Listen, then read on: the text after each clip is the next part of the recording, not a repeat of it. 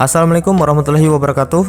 Apa kabar teman-teman semua? Kembali lagi di channel Ruang Coding. Di video kali ini kita akan menjelaskan atau mendemokan ya project antrian yang akan dirilis setelah video ini ditayangkan. Nah, mungkin teman-teman masih bingung terkait alur kerja dari project antrian ini, fungsinya apa saja, dan bagaimana cara mengimplementasikannya atau bagaimana cara kita menggunakannya. Oke, nggak usah kelamaan dan simak video ini sampai habis. Kita bisa lihat dulu di sebelah kiri, di sini ada navigation, yang dimana di sini kita bisa lihat ada loket pemanggilan, ada manajemen loket, daftar antrian, manajemen layanan, pengaturan, manajemen pengguna. Nah, di sini ada fitur utamanya, ada kios ruang tunggu atau display untuk ruang tunggu ya. Di sini ada kios cetak antrian, display layar untuk pencetakan antrian. Kita awal dari pengaturan dulu. Nah, di sini cukup simpel ya. Di sini ada logo, nama instansi, alamat dan nomor telepon. Nah, di sini logo instansinya apa, nama instansinya apa, alamatnya di mana, nomor teleponnya apa. Nah, kebetulan di sini saya mencontohkan dengan instansi rumah sakit ya. Yang dimana karena project antrian itu banyak digunakan oleh rumah sakit atau puskesmas, klinik. Nah, mungkin ada sekolahan yang membutuhkan sistem antrian ini, atau event ya yang mungkin membutuhkan sistem seperti ini, itu bisa teman-teman gunakan. Oke, itu saja di bagian pengaturan ini. Kita langsung saja di bagian manajemen layanan. Nah, di manajemen layanan ini kita bisa lihat ada 4 data yang sudah saya isi. Nah, di sini sebagai contoh saja. Sebenarnya teman-teman juga bisa menambahkan lagi layanan-layanan yang dibutuhkan. Tentu rumah sakit itu pasti banyak ya untuk layanannya, tidak hanya 4 sini saja, tapi kebetulan ini aja agar teman-teman lebih mengerti fiturnya bagaimana. Kita contohlah ini rumah sakit mempunyai 4 layanan ya. Di sini ada pemeriksaan umum, di sini ada kesehatan ibu dan anak, di sini ada keluarga berencana, di sini ada kesehatan gigi dan mulut. Nah, terus di bagian prefix ini apa sih Bang? Nah, prefix ini itu huruf awal dari kode nomor antriannya. Contoh di sini kan ada A, B, C, dan D. Nah, tentu ini teman-teman bisa isi apapun huruf ya. Jadi ketika prefixnya A, maka A001 seperti itu nomor antriannya, A002 dan seterusnya. Kalaupun B juga seperti itu, B001, B003, B005 dan seterusnya. Nah, di sini ada jumlah digit angka. Jumlah digit angka ini juga yang menentukan berapa nomor angka pada nomor antriannya. Di sini 3 digit, berarti nanti yang ditampilkan itu A003, kan ada 3. A004, nah itu akannya ada 3. Kalau 2 berarti A02 gitu ya. A01, A04. Nah, kalau 1 berarti A1 itu, A2, A3 dan seterusnya. Mungkin teman-teman masih bingung ya. Nanti kita akan jelaskan di video menggunakan handphone struknya nanti bagaimana ketika dicetak. Oke, kita langsung lanjut di bagian manajemen loket. Nah, di manajemen loket ini kita bisa memodifikasi atau menghapus loket-loket tertentu. Kita juga bisa menonaktifkan atau mengaktifkan loket-loket tertentu saja. Nah, dalam satu layanan itu bisa memiliki banyak loket atau memiliki banyak ruang ya. Kita bilang ruang aja ya. Nah, di sini ada ruang 1, ruang 2, ruang 3, ruang 4, yang dimana ruang 1 itu adalah layanan pemeriksaan umum. Satu layanan itu bisa memiliki banyak ruang atau banyak loket, tapi kebetulan di sini saya mensimulasikan saja satu layanan satu ya, satu layanan satu. Terus di sini juga kita bisa menonaktifkan, kita bisa mengaktifkan. Jadi ketika tidak diaktifkan, nah nanti di display ruang tunggu itu yang menunggu bisa mengetahui bahwa ruang 2 itu sedang ditutup atau sedang buka ya. Oke, kita lanjut di daftar antrian. Nah, di daftar antrian ini datanya masih kosong karena belum kita isi apapun. Nah, di sini ada filter. Kita bisa melihat data berdasarkan filter yang kita tentukan. Di Di sini ada semua layanan, kita bisa melihat antrian yang pemeriksaan umum saja dan seterusnya. Bagian status pun begitu, bagian tanggal juga begitu. Tanggal berapa kita ingin melihat antrian atau riwayat antriannya.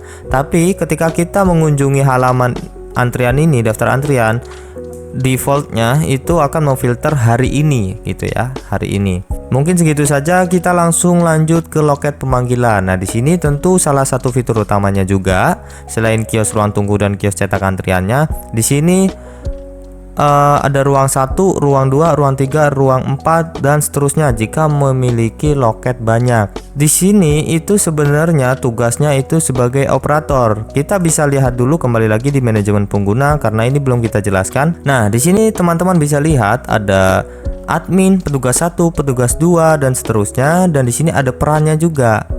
Nah, karena di sini perannya admin, di sini ada operator, ada 2 peran. Nah, jika operator, maka tugas loketnya itu dia loket berapa. Semisal dia ditugaskan untuk ruang 1, maka dia nanti akan memanage atau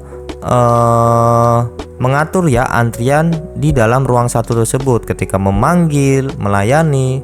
Nah, jadi tugas-tugasnya masing-masing ya. Di sini ada contoh petugas 1, petugas 2 dan seterusnya. Nah, semoga teman-teman paham ya apa yang dimaksud dari tugas loket ini. Mungkin nanti kita akan coba ya login sebagai petugas. Ketika login petugas, maka yang ditampilkan itu hanya ruang atau loket yang ditugaskan. Nah, nanti ketika kita masuk ke loket panggilan, karena ini yang login admin, maka semua ditampilkan. Tapi ketika kita login sebagai petugas, nah makanya di sini ada manajemen pengguna di bagian tugas loket ini. Nanti contoh kita login menggunakan petugas 1, maka yang ditampilkan nanti hanya ruang 1 saja karena bertanggung jawab hanya dalam ruang 1 saja atau loket 1 ya. Di sini juga kita bisa lihat statistik hari ini. Ada total pasien selesai, yang menunggu berapa, yang dibatalkan itu berapa. Di sini tidak bisa ditekan karena daftar antriannya masih kosong. Di sini juga kita bisa menutup loket. Ketika tutup loket, buttonnya tidak bisa ditekan karena ditutup. Terus di bagian display kios ini, fitur utamanya ini apa sih gitu kan yang ditampilkan? Kita bisa lihat di sini. Ini untuk display antriannya yang biasanya itu yang layar TV ya atau layar monitor yang lumayan besar yang biasanya ditampilkan di depan ruang tunggu. Nah, di depan ruang tunggu.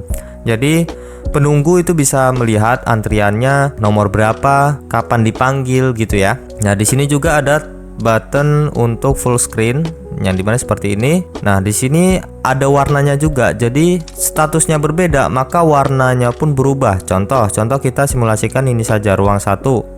Ketika ruang 1 ini kita tutup, maka di sini juga akan tertutup. Ini datanya real time ya, menggunakan live wire. Di sini Laravel 12 live wire.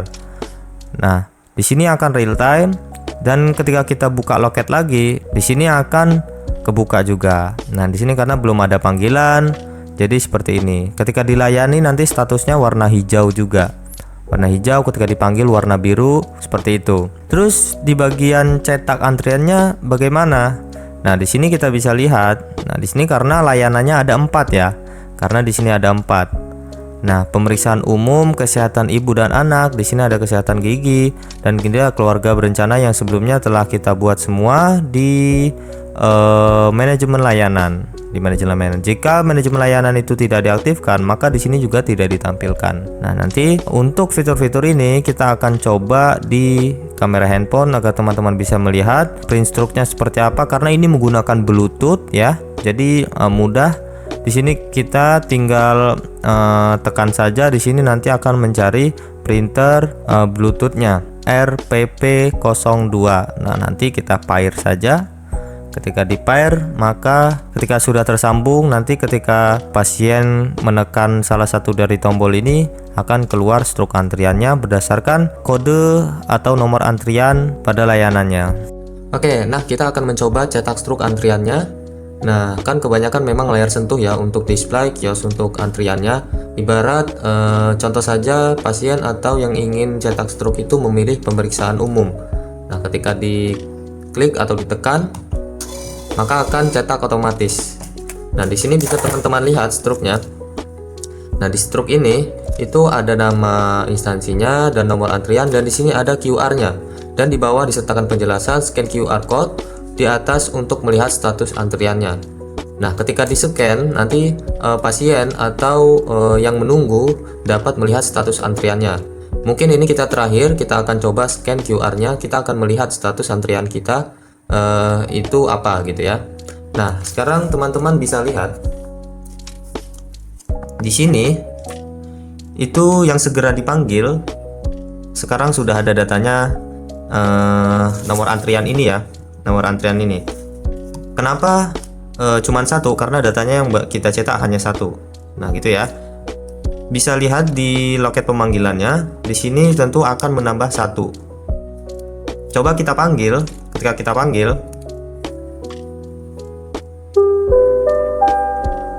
nomor antrian A001 dipersilakan ke ruang 1. nah, jadi seperti itu. Ketika dipanggil, mengeluarkan suara, memanggil nomor antrian berdasarkan loket-loketnya gitu ya, atau ruangnya yang disebutkan. Nah, contoh di sini ada button lagi, ada panggil lagi, layani dan batalkan. Contoh kita panggil lagi. Nomor antrian A001 dipersilakan ke ruang 1. Nah, jadi seperti itu. Ini datanya real time. Jadi di sini nanti displaynya berbeda gitu ya. Ini untuk monitor di ruang tunggu. Nah, ketika kita klik layani, maka di sini akan berubah menjadi hijau dan ada status dilayani. Nah, coba kita akan cetak struk satu lagi dengan layanan yang sama.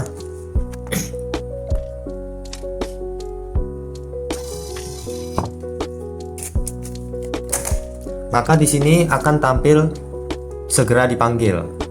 Karena setelah pasien ini dilayani, maka yang akan dipanggil antrian ini. Jadi seperti itu. Sampai sini mungkin teman-teman paham ya untuk terkait display antrian dan cetak struknya. Nah, sekarang kita akan mencoba scan QR yang ada di struknya. Oke, di sini kita akan mencoba scan QR yang ada di struknya. Contoh kita menggunakan antrian yang nomor 2 setelah antrian nomor 001 ini.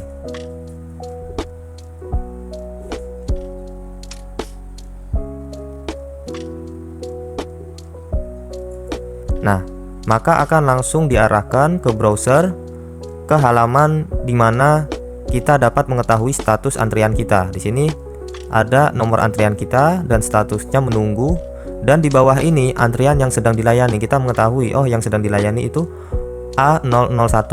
Berarti setelah ini kita akan dipanggil. Nah, jadi seperti itu.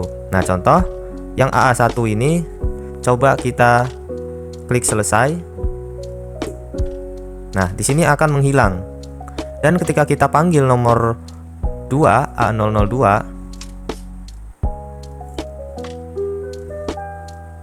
Nomor antrian A002 dipersilakan ke ruang 1. nah, teman-teman bisa lihat di bawah ini ada perintah silakan menuju ke ruang 1. Nah, ini datanya real time tanpa di reload. Di sini ada keterangan, ini juga setiap 5 detik data ini akan diupdate. Coba kita layani, maka statusnya dilayani. Ketika kita selesai, maka statusnya berubah menjadi selesai. Dan untuk data yang sedang dilayani itu tidak ditampilkan kalau antrian statusnya sudah selesai. Maka data-data yang sedang dilayani di rumah sakit itu tidak ditampilkan kalau status antriannya sudah selesai. Jika teman-teman membutuhkan source code ini atau project ini untuk kebutuhan freelance teman-teman atau kebutuhan project, bisa langsung saja klik link yang ada di deskripsi atau klik link yang ada di bio. Oke, jangan lupa subscribe. Jika ada pertanyaan silahkan tulis di kolom komentar. Bunyikan loncengnya agar ketika kita ada update project, teman-teman bisa dapat video terbarunya. Oke, itu saja. Sampai jumpa di video selanjutnya.